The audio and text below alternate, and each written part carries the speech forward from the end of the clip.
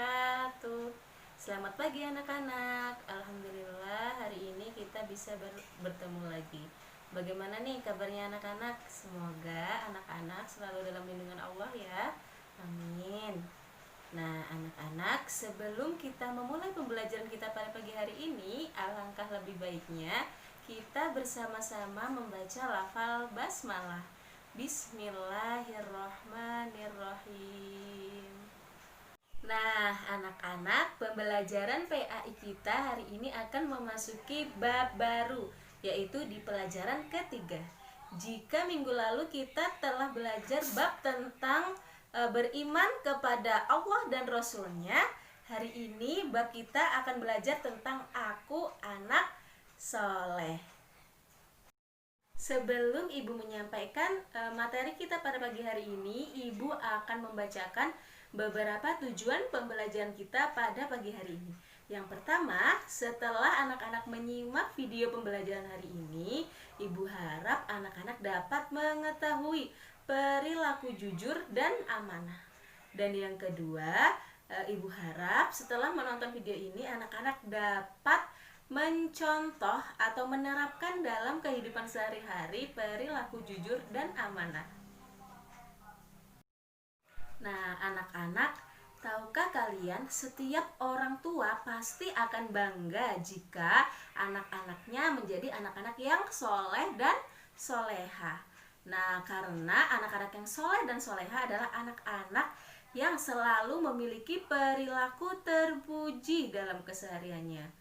Perilaku terpuji adalah perilaku yang baik, diwujudkan dalam bentuk sikap, ucapan, dan perbuatan yang baik sesuai tuntunan Rasulullah Shallallahu Alaihi Wasallam. Nah, hari ini Ibu akan memberikan penjelasan tentang dua perilaku terpuji. Yang pertama yaitu jujur. Nah, jujur merupakan perilaku terpuji. Perilaku jujur ini dibagi menjadi dua, nak. Ada perilaku jujur terhadap perkataan maupun perbuatan.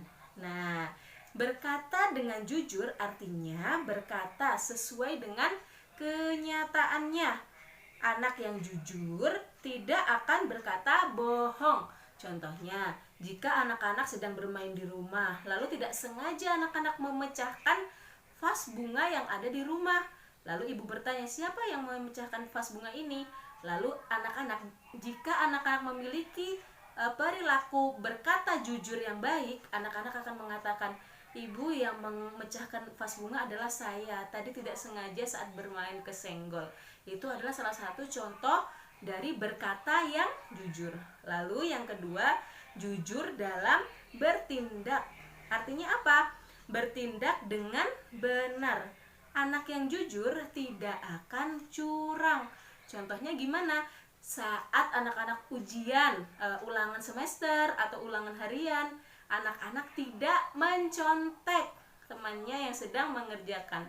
Itu adalah salah satu contoh jujur dalam bertindak. Nah, sebagai anak muslim, kamu harus berkata dan bertindak dengan jujur. Jadi anak-anak harus berkata sama bertindak dengan jujur. Karena apa? Karena anak yang jujur akan disayang oleh Allah, terus akan disayang oleh kedua orang tua, dan dipercaya oleh guru-guru dan teman-teman anak-anak. Perilaku terpuji yang kedua yaitu amanah. Nah, amanah berarti dapat dipercaya. Amanah merupakan salah satu sifat dari Nabi Muhammad Shallallahu Alaihi Wasallam. Sifat Nabi itu ada 4 ya, ada tabligh, fatonah, lalu siddiq, yang terakhir adalah amanah. Nah, Nabi Muhammad Shallallahu Alaihi Wasallam dapat dipercaya karena beliau dipercaya langsung oleh Allah untuk menyampaikan wahyu yang telah diterimanya kepada umat manusia. Nah, dalam menyampaikan wahyu itu Nabi Muhammad SAW tidak pernah sekalipun menambah, mengurangi, apalagi mengganti ayat-ayat yang telah Allah berikan kepada Nabi Muhammad SAW.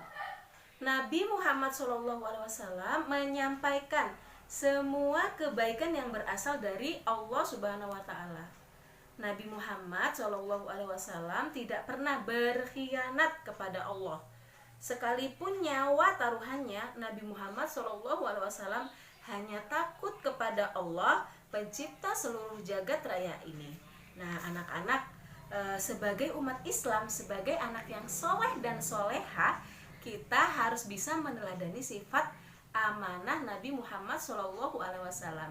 Contohnya yang pertama yaitu saat guru sedang menjelaskan pelajaran, murid harus mendengarkan secara seksama dan tidak bermain-main apalagi bercanda ya. Hal tersebut merupakan contoh sikap amanah seorang pelajar.